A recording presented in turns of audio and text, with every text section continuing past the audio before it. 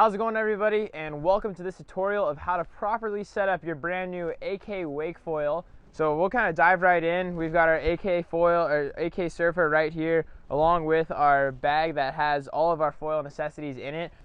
So what we got in here, we'll kind of give you the rundown of all the necessities, the screws, the bolts, everything that comes into play here, and kind of the proper way to set it up, because there's a lot of different ways that it could go, but there's only one that's correct, and that we'll make sure you have a maximum time on the water here. But we'll start it off. We've got our big Allen key right here. That's essential to setting up the foil.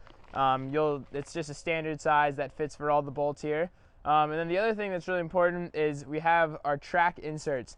So on this foil right here, you're able to adjust the foil either forward or backwards. But you'll see that there's a flat side on this little track insert here. You're going to want to make sure that that's sitting, like that the rounded portion is facing up at you and the track is sitting flush. We're going to drop them all in there with that flat portion down on the track.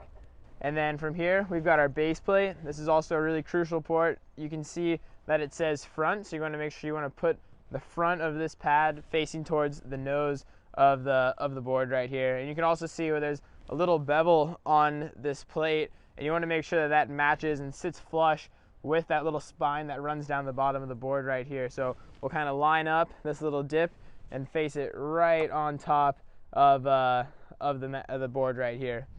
So we've got our 4 screws right here.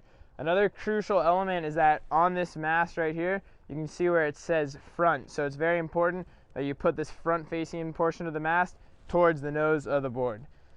And then another thing when it comes to setting it up, we recommend that for beginners, you take this mast and you move it all the way to the rear of the board. The reason being for that is when you have the mast at the back of the board, it'll generate less lift. So that makes it a lot easier for beginners to learn how to start the foil process. And as you become more advanced, you can move the mast towards the nose of the board. That'll increase the sensitivity and increase the lift that you're able to get from it. But we recommend that for beginners, you move this track all the way to the back of the board right here.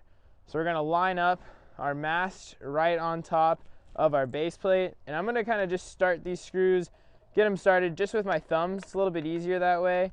Kind of just get them lightly tensioned, and we'll kind of go around in a systematic order here, getting things started. And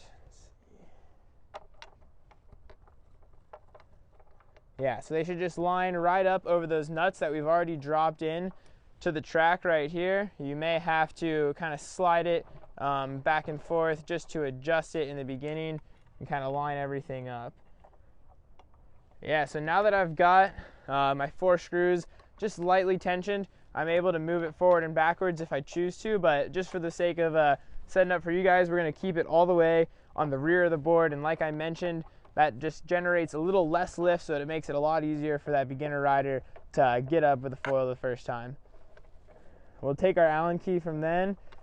I like to go from each corner to corner, just kind of slowly tightening them, making sure it's really even, but also making sure we're going to get them nice and snug. So here we go, going from one corner to the other. So now we've got our mast attached to the board. It's time to break out the fuselage.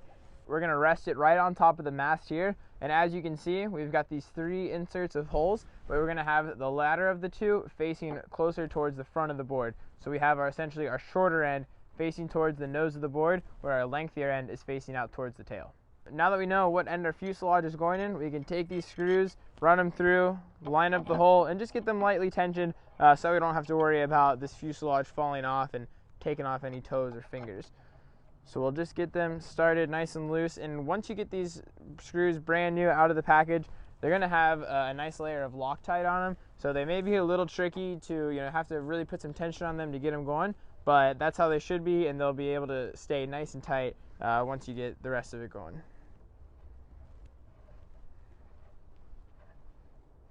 We don't want to have any loose parts here, so we'll really try to tension them down and make sure they're all good to go. So from here, we've got our fuselage attached. Now it's time to move into the wings.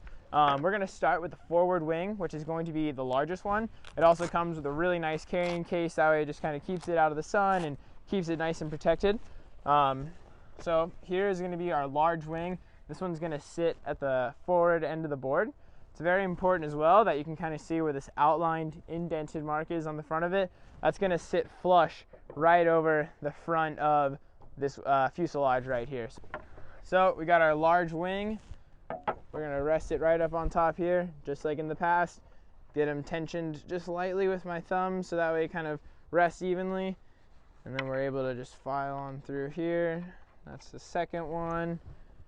And then right into the third.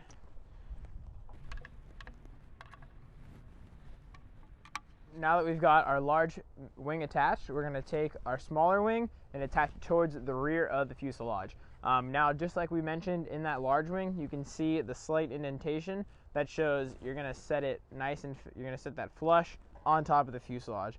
As well, you can see the rounded section of this wing is going to be facing towards the forward end of the board, where the flat section is going to be facing towards the rear of the board.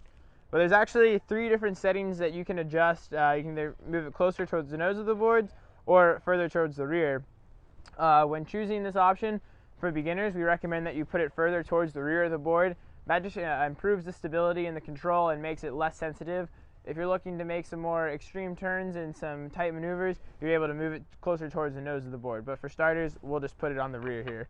So once again, we'll take our 2 screws that are included in this package, and we'll just kind of rest it right on top here. Get those screws lightly tensioned. And then from there, we will take that Allen key and make sure that everything becomes nice and snug on this rear section. All right, so here we're putting on the finishing touches for this foil. We've got our forward and rear wing fully attached. We've got all our screws nice and tight. You can see that the forward wing is more facing towards the forward of the board with the lengthier end of this fuselage out towards the rear. When we're done using our foil, we're able to take this nice protective cover and attach it to both the forward and the rear wing. This will just prevent it from getting scratched up or possibly ripping any interior on the boat. So we'll take that, slide it on over. These Velcro straps will lock it into place, as well as our little buckle here that attaches it. Right now, you're ready to get on the water and have an awesome time on this foil. Make sure to use it safely and have a great time out there. Thanks.